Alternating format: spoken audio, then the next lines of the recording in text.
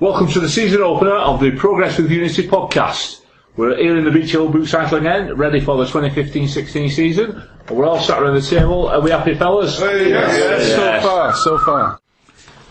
Leon Barnett is still here, and Jason Pearce is still here, but Jason Pearce is injured. And of course, we've got a couple of people left over from last year. Number 42, Grant Holt. Get in there, Alty, bring him back, get him in. The old stager now of the club. He's been with us, 2 seasons? Is he our longest serving player? No. I believe so. No. Lee Nichols. Right, Lee Nichols is. And how old is he? 23. 22. How many games has he played? Is our longest? 2. I don't know. There you go. Bring back the Holt. Alty's your man, I'm telling you. Alty's your man. Get him back with it, I'm telling you. He's good for 50 goals this season. What's his injury status currently? When's he back? Well, he's back in training. He's October, they reckon. Okay. Yeah, October. It's a bad injury that he's had, especially for somebody of his age as well. Yeah. Check It is. it. I tell you what, if he has a good season, there'll be an air of redemption about it. But if he doesn't, bloody hell, what a waste of money that's been. Another Baselli. Not well, it's worse than Baselli. Baselli was out on loan and we didn't lose as much as people think we lost. But bloody hell, he's been paid a fortune. He's done absolutely sod all. I hope he has a good season, I really do. He scored with his backside, Paul. Sorry, investing his backside on a bloody pile of money. That's class, isn't it? That is class. Right, how are we going to finish the season? What's going to happen? Who's going to be the favourites? Who's the favourites for the drop? What do we see happening? Sheffield United, Wigan. Well, the 2 favourites, the bookies, not off the rug, although they were last year. But the thing is, the difference between last year, well, it's goals. That's the thing, goals. The difference between us and Watford last year, our top scorer, James McLean, got 6 goals. And Troy Deeney, well, how many did he get? It was 27, 28, was it? Yeah. You know, a massive difference, which is why I'm keen to see what our Mackay, Grigg, see what they do. Top of the league. I don't think we'll get into the automatic promotion.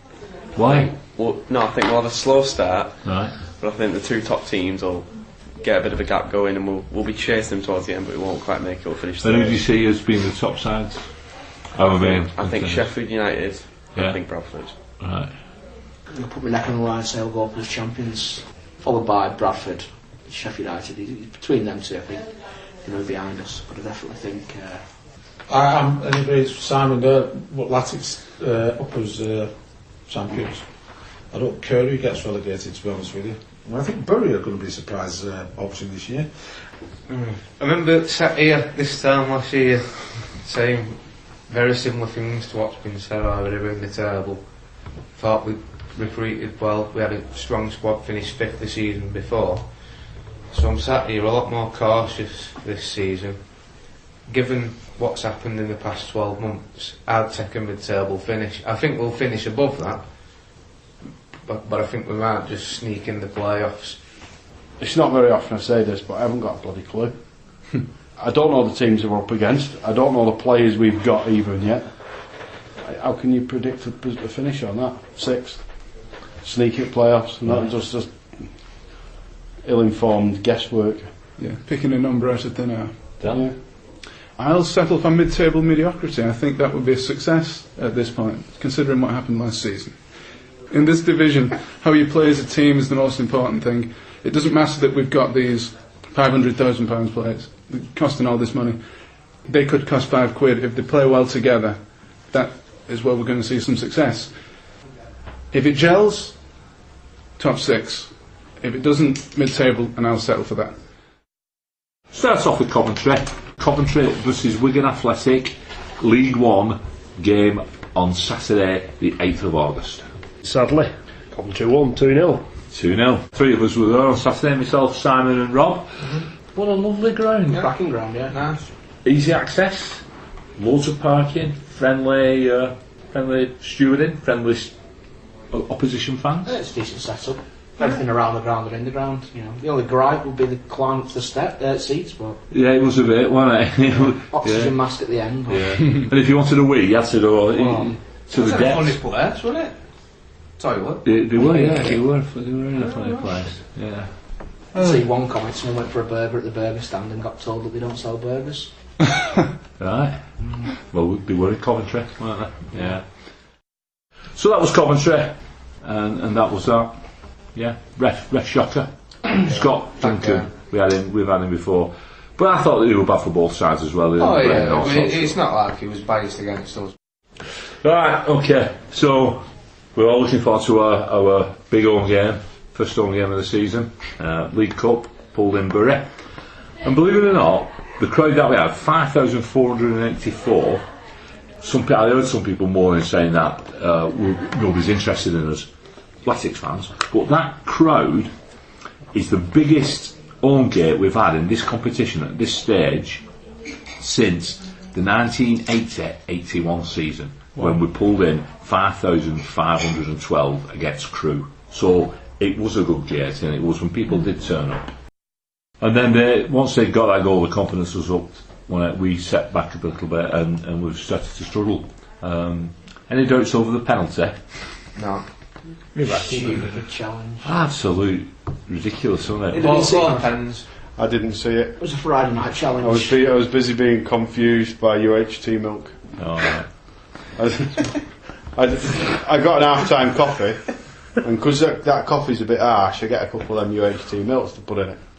I come back to my seat, sat down, drunk my coffee, and then I just realised that I still had these UHT milks in my pocket, so I picked it out, looked at it, and then it says, for best before date, see bottom. And then when you look on bottom, it says, for best before date, see flap. Well, where's the flap on a UHT milk? Paul, this could go so many places. I was confused. So it did say, I found it, and it only took a minute, well, not even a minute, it only took a couple of seconds, but it was right at the point where they got the penalty. Yeah, well, it was a definite Stonewall penalty. So UHT milk was more entertaining than Wigan Athletic, is what you're saying? I pulled an Arsene Wenger, didn't see anything. At least you got some milk for your guy. So whistle went shortly after they scored the penalty, and that was it. And there was a few boos at the back of me, which are some mental supporters. Well, they're bloody idiots, aren't they? Yeah, well they are. Yeah, Idiots. Idiots. Talking of idiots, I was coming off and walking home, and this guy with his son comes walking up behind us, and he says, "He's no respect." So I thought, is he talking to me? And I turned around, and he said, "He's no respect." I said, "Who?" "That Leon Clark."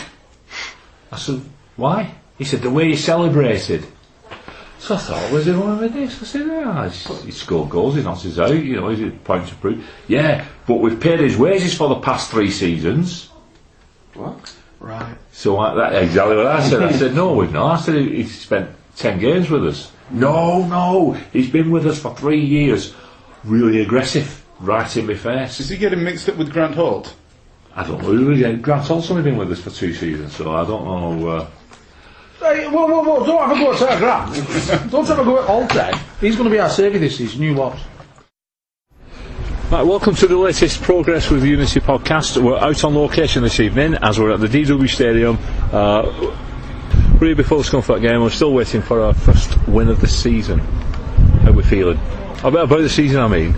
I think it's early days. I think there's a lot of panic around the place already, which is a bit of a worry, and I think the worry is the crowd getting on the players' backs and putting too much pressure on.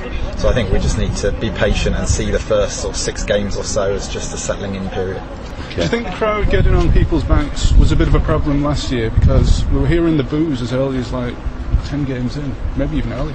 I heard the boos last Tuesday night. Yeah, I heard it. I mean last season. This season. Oh, okay. Yeah. I think that was a problem, yeah. I think it was a problem. I think it's similar because the expectation last season was right from the start that we were going to blitz the league or something, and it didn't work out that way. And then this season I think it's the same. Do you think the club could perhaps do something about that and lower the expectations a little bit? Because I know Sharpie's come out and said we're gonna win it this season, we're gonna get top 2. Yeah, but does he really think that? Did he not say that as a fan? Did he not say it? I mean, I know people who said, I wish I'd said that, I wish it had been, but I don't. I want him to say, let's kick ass, let's do it, let's steamroll everybody. Yeah. Whether we are going to do it or not, Why not be positive? I think someone on Vital said that if he'd have come out and said looking for mid-table or something like that, then it would have just gone down the other way. Of course it would. Even ambition. They've got to get a reality check, haven't they? I mean, they're looking back at the Premier. The supporters. Yeah, the supporters. This is a small club. It's a feeder club for the Premier or the bigger clubs, and they bring young lads in, don't they? And these young lads need to stay. This is what I'm worth. I'm worth a lot. And put themselves on the fucking market and play well. But I think the manager's instilling like steadiness, isn't he? By the looks of the games, I just want him to just like what's the word? Have a go. Have a go. Yeah. Have a go.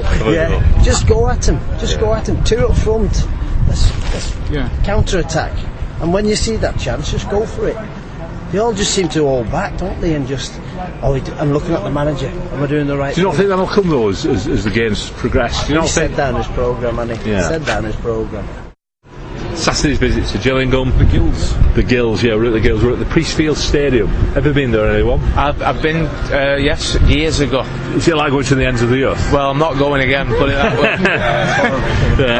Horrible and miles away. Yeah. It's only 15 quid to get in though, isn't it? No, it's a decent price. It's the travel though, and it kills you that. Well, it's as if you've lost coming back. The last time we played, I remember playing Gillingham was in the playoffs. And I went down to Wembley and there was Brian, my friend, who's no longer with us, he sadly passed away, and we went down. I used to have a little Kia Pride. Ray remember that. There were 5 blokes in this Kia Pride and we parked up. It's smaller than a Mini. Smaller than a Mini it was, yeah. We parked up at Gus at Wembley because Brian used to work for Gus, and it was right at the side of Wembley Stadium, and we got out of the car after we parked up, and it was where the Gillingham fans were, and there were thousands upon thousands upon thousands of them. But did we have a treat? We walked about 25 yards, and a girl just ran past us, and she was a proper buxom lady, and she lifted her Gillingham top up, and she'd no brassiere on, and she's the biggest pair of jugs I've seen. Yes, and it was fantastic, and she whizzed them round like doing a party trick with them. And that image is still in my mind today. I have always got a soft spot, or shall I say hard spot, for Gillingham. So my second team in this league is Gillingham. Have they got any places left on travel? I suggest let's get down there on Saturday. See what transpires. That girl's 20 years old and I remember, Rob. Yeah, so am I. I've got loads of greys now, Dan. No, she was only, she was quite young well, not quite young, I'll start again. She's probably about 20, 21. So she was she's past it now. Rob, right. Finishing your image. Okay then, on that note, we'll tickle off. Right, okay. A new feature each week. We're going to hand over to one of our panellists who are going to provide the preview of the up and coming game, and they're going to read it out for us all to enjoy. So here's Dan with his crucial preview. Oh. You stole my joke. Oh, sorry, Dan. Saturday's opponent. That's cruel of you. Yes, so this is my preview for the Crew game on Saturday, the 29th of August at the D-Dub. The manager is Steve Davis, the former Burnley, Barnsley and Crew defender, not to be confused with another Burnley centre-back by the name of Stephen Mark Davis, or indeed the snooker player, as you mentioned there, Barry. Interesting. Yep. Steve, interesting. Yeah, Steve, interesting. Yeah, I got that. Now, before we go on to my verdict, I have a couple of not-so-fun facts here. Crew actually won the John Stones Paint Trophy. The Johnston's Paint Trophy, sorry. Oh, you've got John Stones on John Stones on the back. In 2013, but this was obviously overshadowed by a certain other team's FA Cup win. And Crew also run a FIFA soccer tournament on their YouTube channel.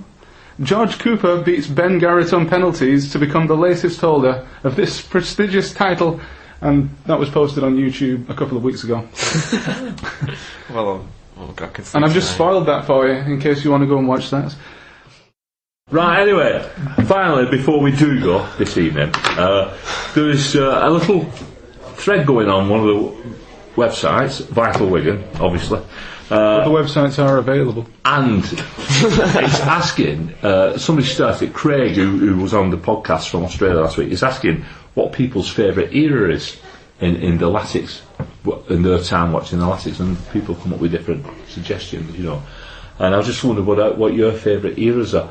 And my personal, I mean, I look back and there's brilliant memories from all over, but if I had to pick one era, just one particular era, and say, I'll pin my hat on that is my best, it will be the last 2 years of Roberto Martinez's reign, for lots and lots of different reasons. But that is my favourite era. For me, it's a toss-up between that era and the year that Dreams came true. You know, we got promoted to... So the duel? Yeah. The duel. That. Maybe those 2 years, the promotion season and the first season in the Premier League, you know. With the Carling Cup. Yeah. You know, it was a roller coaster from start to finish, top of the league at one point. And I think from when we stayed up, that season that we stayed up at Stoke on the last day till Martinez left, that era was superb.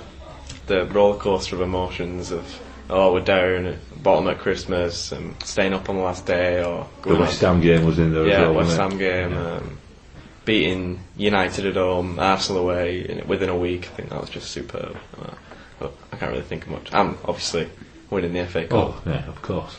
Can't forget about that. So, but yeah, that's my favourite era. And was it 4 minutes of Leicester Everton as well? Oh yeah. Yes. Yes. That was in there. Gareth? Well, obviously the Premier League years were terrific, you know, even though we were hanging on by the skin of our teeth at times. But my favourite was the promotion season under Paul Jewell, with Nathan Ellington and Jason Roberts and Lee McCulloch and Jimmy Pollard. I thought we played some terrific football, and it was a joy to watch, apart from the odd occasion, but that happens. Yeah. Dan? I'm going to be boring and pick the same one as Gareth and Simon, because it was just such a great time at the club, I thought. Every home game was like an away game, because the South Stand, you just stood there and it was heaving, it was boiling hot, and you could feel the perspiration coming from everyone. There was that chant, one of the West Ham, to give us a song. I don't think they've ever given us a song. But yeah, it was... we don't. No. It was fantastic. 25,000 each week. Well, it wasn't. It was more like 18,000, 19,000 each week, but we got the 25,000. But it felt like... Because the East Stand was shut to home fans, wasn't it? It was away fans only, Yes. the East Stand. Yeah. Oh, no, we swapped, didn't we? No. We got That to was the first season in the Premier, but so I know Reading had that section, didn't they, for the day Who got we reached the promoted. promised land, Well, there's so many to choose from. When I was thinking about it, I was like, is it past your growing up years when you're a teen? And we was in the Northern Premier then, and I used to go down there, I used to roll my pants up before I went to the toilets for a week because I was swimming in urine. But it was great, and the club was small. Every time you went, it huddled you, give you a cuddle. I think, even looking back to, some of my early memories at Springy, you get City, in the playoffs and stuff like that. Times like that, or... Yeah. There's not really been a time you thought, God, I hate being away Athletic fan. Even when Brian Dean decides to score against you at the DW. You might be right though, because something's just popped in my head. Possibly my favourite era is from November 1971, when I went to my first game against Halifax in the FA Cup, until now. I think that it's just brilliant, isn't it? So many happy memories. It's hard. Preston away, Reading away. Yeah. Fabulous. We've suffered 2 relegations on the bounce, well, more or less on the bounce, but it's still our club, and you look at all the good times that we've had. Yeah, and we've still only been relegated 3 times in our history. How many clubs can say that? So we've played in Europe, cup winners. Yeah. So it's just brilliant, isn't it? Yeah. No worries, no money, no history. It doesn't matter, does it? Let's go We've back got to- everything. Yeah. Let's go back to those glory days. I think Ellington's on a freeze, so Yeah. maybe get Roberts back out of retirement. Ellington's played for us this season, hasn't he? In the pre-season games, yeah. Teal Jarrett.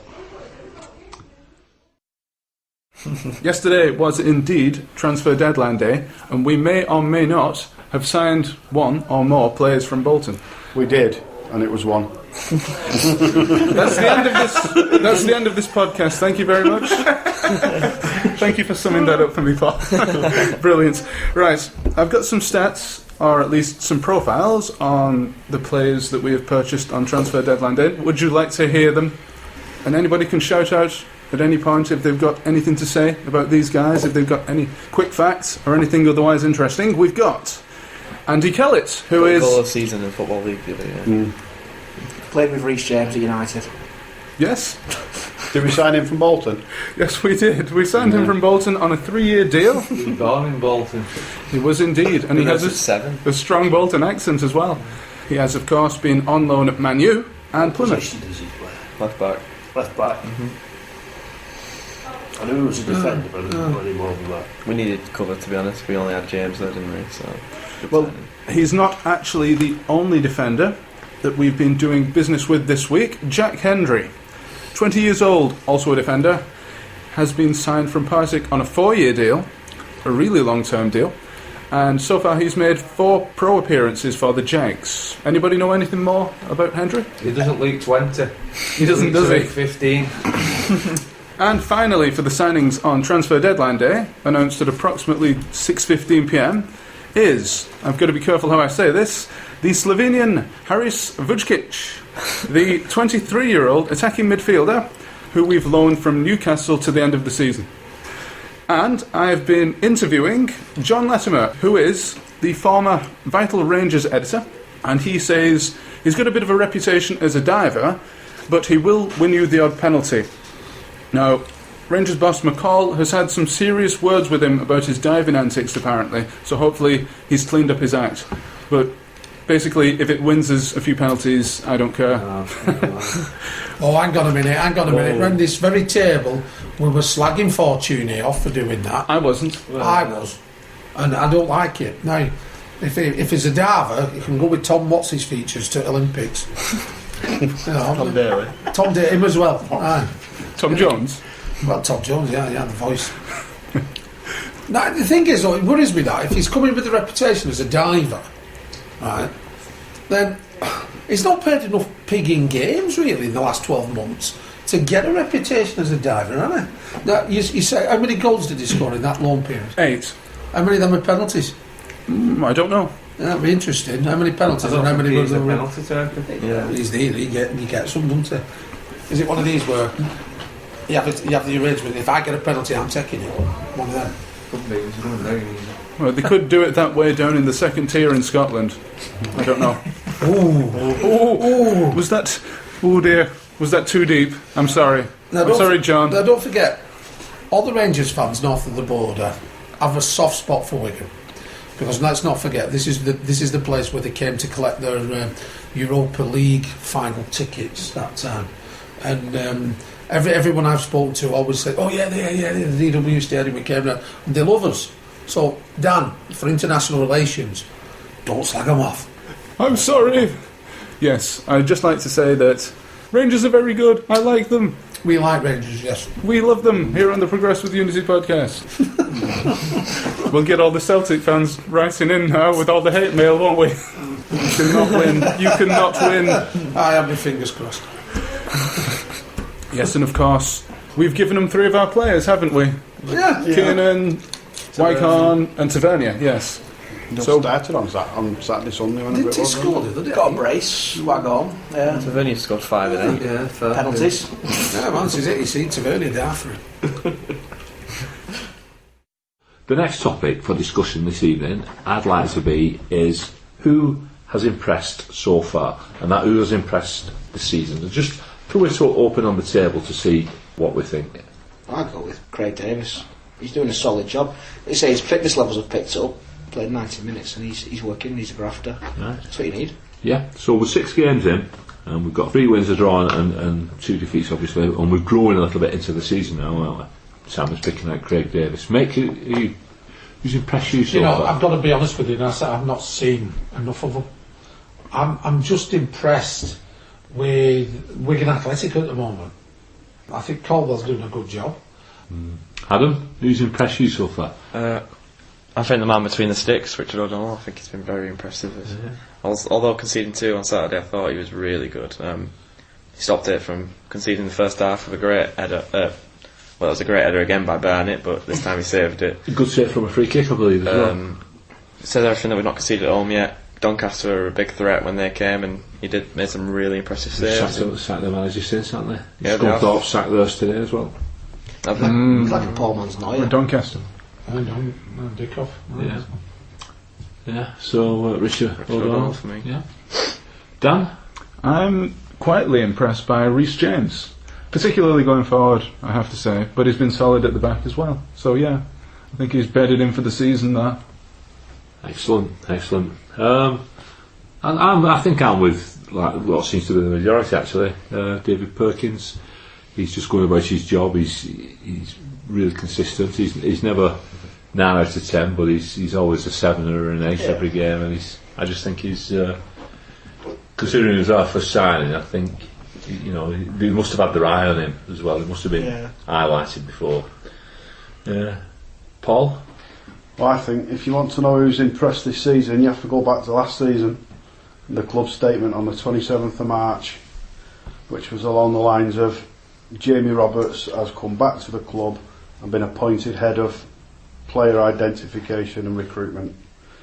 Because if you look at the players we've signed over the last couple of years, they've been lemons, most of them. There's been a few decent ones, but there's been a lot of lemons in there. If you go back before that, and in that press statement he said that Jamie Roberts had been at Latics for a while and he disappeared to go and work for Prozone. And if you go back to what would appear to do when he was last at Latics, there's an awful lot of players who we've been linked with who you now find in much bigger clubs. Like, for instance, John Stones. We were trying to get hold of him, he went to Everton, now he's England regular. He also has a whole paint company named after him. David De Gea we were linked with, we were trying to get hold of him. We were trying to get hold of David De Gea. He goes to United. And it was clear at that point that we were identifying good players. Now, this lad's obviously come back in. I don't know whether it is him or the people around him or whoever it is. Between you've picked out some players that are playing well. We've pulled a squad together from nothing. Whoever is picking these players to then go out and buy them is doing a damn fine job, and that's who I think. Albeit they're behind the scenes, they've not kicked a ball, but that's who I think's done the best job so far this season. The majority of them players we've picked out by Reece James have either been a free or cost next to nothing, haven't they? As well, They spent nearly nothing on building a squad. Yeah. Well, I mean, when you look at that, you mentioned there Perkins, first signing of the summer.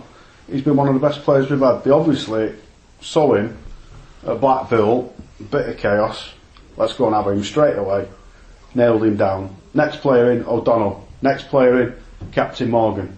And then you start going free transfers. You start going down the list, and they've all been good players. I mean, you've got the advantage with those types of players in that situation that you can get your business done early. You're not got to negotiate with a club, have you?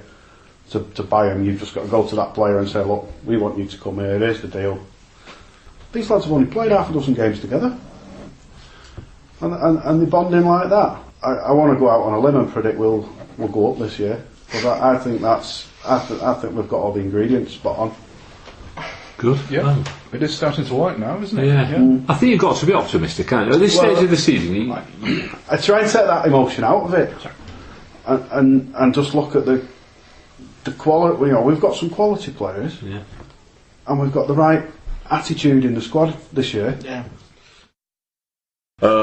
Obviously, on Saturday we travelled off to Port Vale, and unfortunately we couldn't grab the 3 points.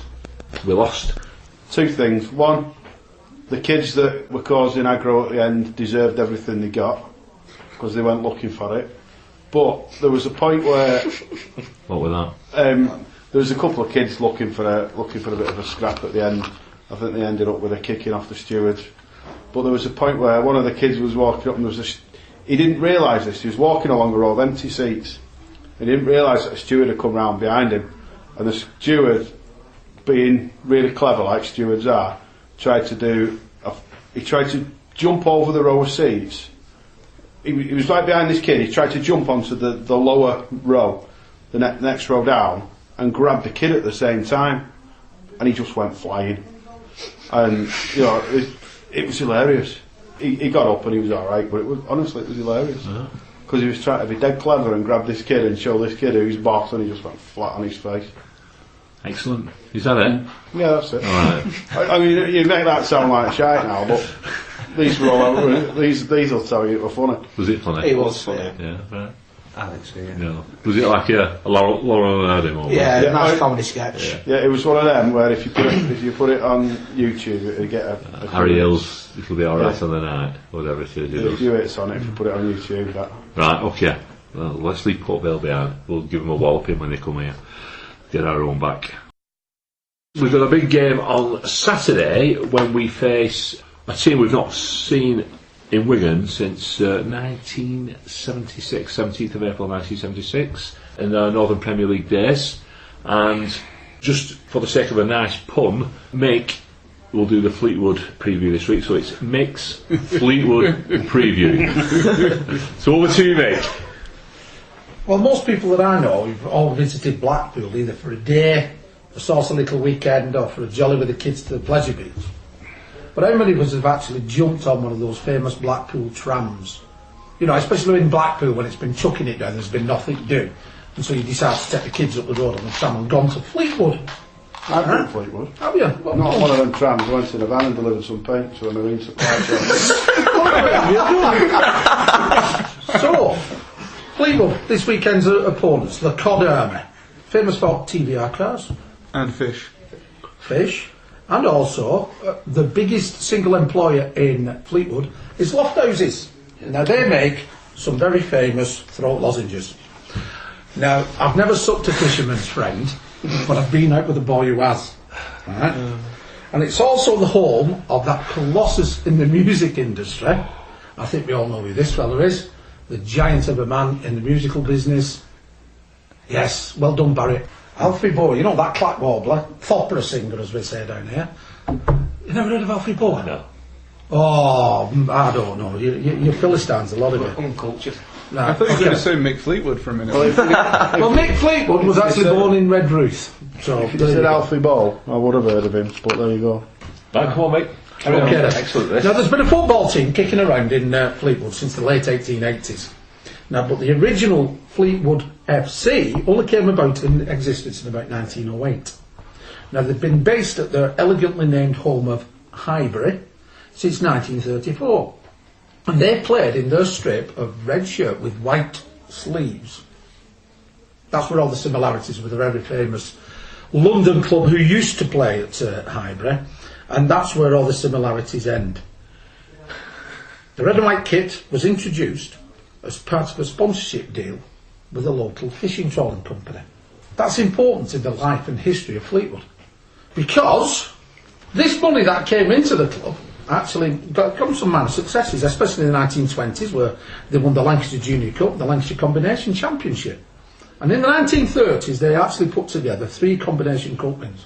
Marvellous, absolutely marvellous. Did they play Wigan Borough then? They might have done, but that was before Wigan Athletic came into existence in 32. And then they spent many, many, many years in mediocrity. You know, various leagues, falling out of administration, etc. And then came the war.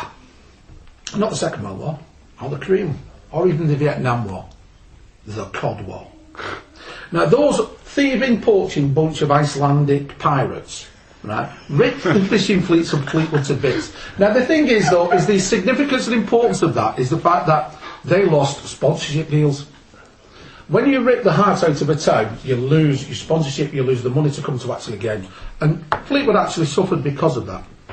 So they again went on that roller coaster called football club existence. They ended up in some of the smaller divisions and the basement of football no man land. You know, those clubs what the tax dodging, inland revenue. I shouldn't be saying that really, but that's where they all end up anyway because of what they do.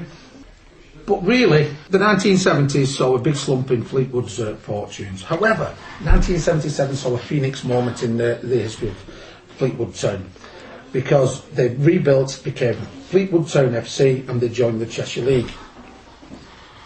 They improved on that, and in 1983 they actually contested an FA Vase final at Wembley. However, they lost 3-1 to Wales Owen. And in 1987 they actually helped to form the first division of the Northern Premier League. Now, we've been in the Football League then for what, 8 years? So we're ahead of them. We're ahead of them on that. So having risen through the football's forgotten leagues and having had more name changes than Elizabeth Taylor, Fleetwood made good progress from the lower echelons of the Wilderness Leagues. They actually got 3 promotions in 4 years. Well done, Fleetwood. And having played around in the Unibond League, the Blue Square Bet Premier, and the league where we're not really that good kind of league, they finally made it into the Football League in 2011-2012 as actual champions of the Football Conference. I hasten to add, though, Mr. Fleetwood's, that it was 32 years after Wigan had actually gone through the same kind of process. Fleetwood currently have a squad of 41 registered players, of which 28 of them are actually English. There's 1 Welsh lad, 2 French lads, a Jamaican, 1 Yank, and 1 Icelander. Eggert Jonsson. Now, Eggert is the son of Jonsson the Cod Warrior, who was a 1970s famous pirate poaching son of a... but to heal diplomatic relations, they've actually taken him on and given him a squad number. Now, can anybody else name any real famous people from Fleetwood? I'll start you off. Jean Rigby. Jean Rigby, the mezzo-soprano. You all know her, don't you? Oh, you need to get some culture, you guys. Something else that's very famous from Fleetwood is the one-way system. Now, we're not talking about the one-way system of traffic. We're talking about an actual rock band called One Way System. The other top rock band from there is Kiss the Gypsy. I've got all the records out. Have anybody ever heard of the group Tea Party? The Canadian rock band Tea Party? No? Well, no. Neither have I, and I don't care. But famous people to come from Fleetwood. Cardinal William Allen. How many Cardinal Allen schools have you heard of throughout the country? Well, he was a Catholic cardinal. The least said about him, the better, because he was a right rogue and renegade. Dan Forshaw, the famous jazz musician. Now, some people must have heard of him. International. Oh, good grief. Sid Little. Hey, moving on quickly then. And to finish, remember those Loch Ness Loch Ness pictures of the guy who took those pictures there, Frank Searle, heralded from Fleetwood. So we welcome the Cod Army on Saturday, and I'm sure somebody else has got more interesting facts about it. Well done.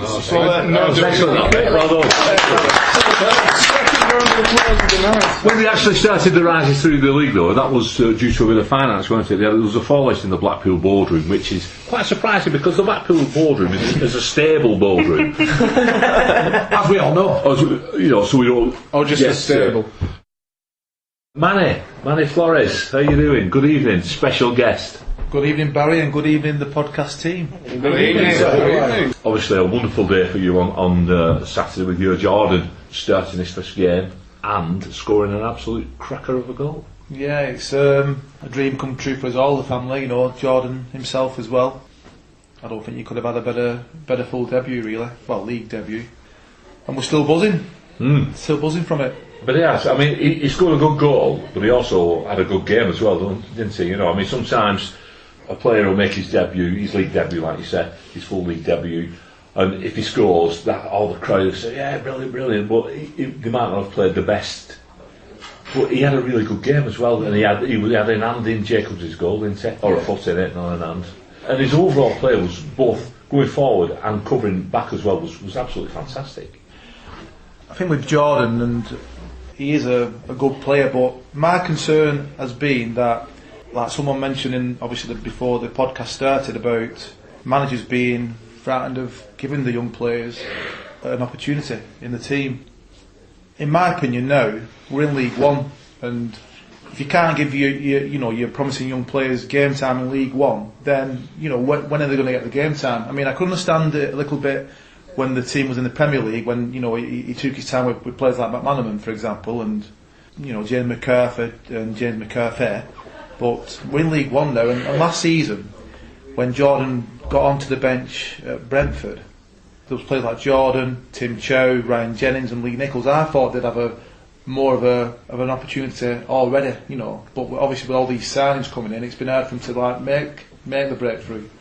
But I can understand, obviously, the manager bringing all these players in. Obviously he wants a decent squad, but I just hope he doesn't forget about these promising young players that he has got coming through. Well, listening to what Cole was saying, it sounds like he won't do it. It sounds like he's as pleased that there's people coming through as the rest of us, coming through from the academy teams, isn't there? I mean, some of the players we sign as well are youngsters, aren't they? I mean, like, you think of Reece James, he's Donovan Daniels, Max Power. There's still quite young players, aren't there? And I think, Jordan's, what is he now, 19? 19. I must say, man, what are you feeling on? Because he's a proper lad, isn't he? He's not a thin lad or a skinny lad. He looks like a bloke. Yeah, he's well built. He just eats the right things, and just, I don't know. It's just he looks after himself as well. When he does go out, he might, after a game on a Saturday, he'll have a couple of drinks, and he doesn't go overboard. He eats the right things, and he does, get a lot of rest, and he's, and that's it really. There's no sort of secret. Obviously, he works hard at the training ground as well because that's important. And during the close season, the gaffer, as in Gary Caldwell, told the lads to make sure you come back fitter and stronger for next season. So he really did work hard in the summer. He only had 1 week off. So that's where he is today. That's brilliant. That's brilliant. So seeing him, I know he was there as a kid and then he left and then he went back. But seeing his progression from when he went back and playing with the development squad, the youth team, the development squad, etc. Could you see this time coming? Was you always confident that he was going to do it? I don't think you're ever confident. I think I've mentioned before that when he's been in the youth team, going even further back to the academy and then the youth team, there's always really good players in those teams, but for some reason they just don't get the breaks. Jordan has had the breaks at the right time. There's a manager who's picked him and played him and believed in him. But there has been a lot of other players, and again, sometimes, I won't like to call it a lottery, but I do sometimes think that, I don't know, your face has got to fit. Obviously you've got to stay clear of injury as well, because he had a really good friend in the youth team called Jordan Unsworth, who lives in Inley, and Jordan was a great player, but he got a really bad injury and a bad illness, and he unfortunately he fell away. But again, that comes into it as well, a bit of luck, with injuries and that. But Jordan has been forward because he did get released. I don't know if you know, he got released, Jordan, when he was under 11. He'd been at Latics since he was 6, got released under 11, and I do firmly believe that was the making of him getting released, because at the time he weren't enjoying his football, and he came back with a point to prove. He's just gone on from there, really. So things like this just don't happen. It's been a long journey, Where did he spend the 4 years then? Went playing for, luckily he went to school at Our Lady's Aspel, and he played for Wigan schoolboys at under 11s. Then he went to St George's at Orwich, and then got picked for Bolton schoolboys and played for the school team there. And then he ended up playing for Greater Manchester schoolboys. So he's been representing the towns and county, as well as representing his school team. Mm-hmm.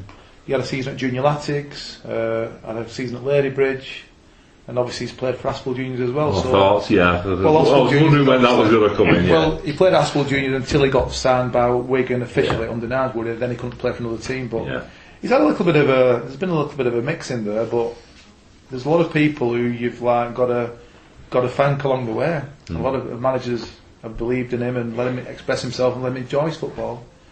And I think that is a secret behind players eventually going on and making it. They've got to enjoy it, they've got to develop, and they develop by enjoying it. If they're playing at an academy and they're just going through the motions and not enjoying it, they won't progress.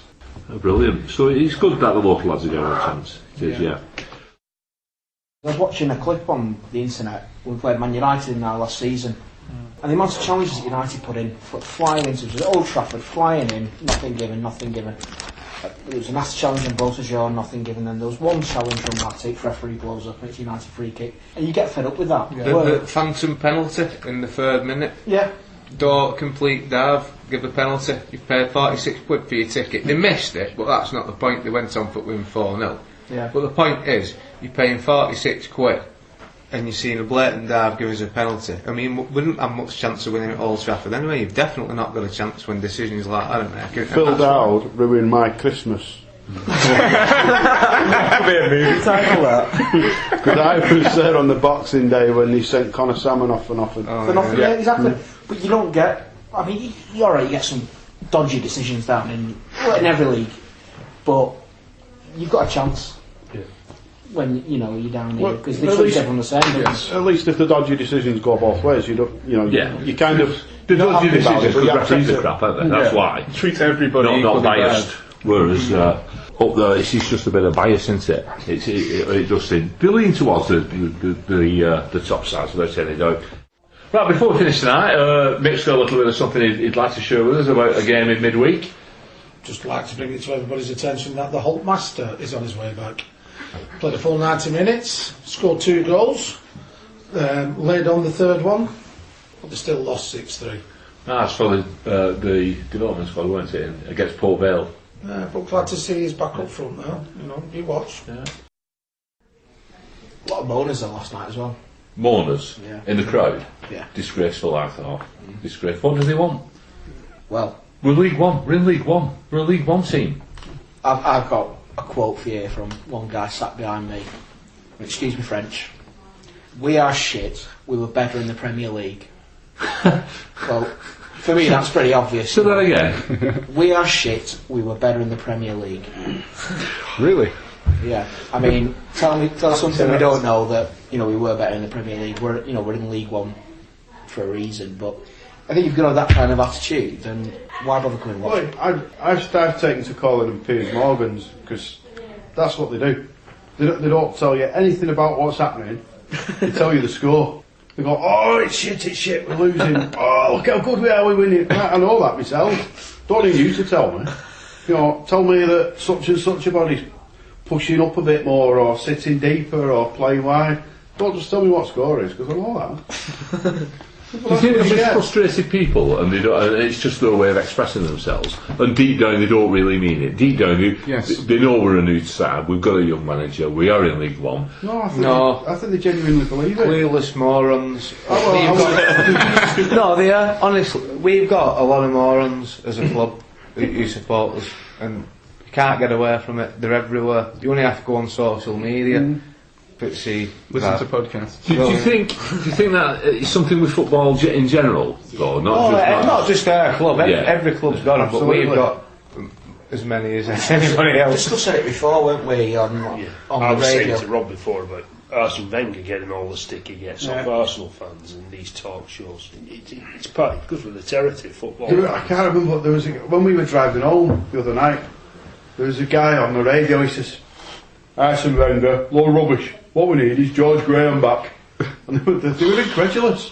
They're like, "Are you being serious?" Bloody right, Sam. Get George Graham back. Let's win 1-0 every week. What is George Graham doing these days? If we win on Saturday, we'll be brilliant again. According to someone. Oh yeah. Caldwell will be the best thing since life. It's entertaining, though, isn't it? I find it. I mean, I've seen stuff written down where people are saying if you find it entertaining, there's something wrong with you. Something wrong. It's 4 goals, last-minute goals week in, week out. You don't always where the results go in. It's exciting stuff. There's chances created at both ends. It's fantastic. I don't know what people want for 10 to 15 quid a week. I tell you what, after some of that crap we watched at the back end of last season, I don't know what's up with them.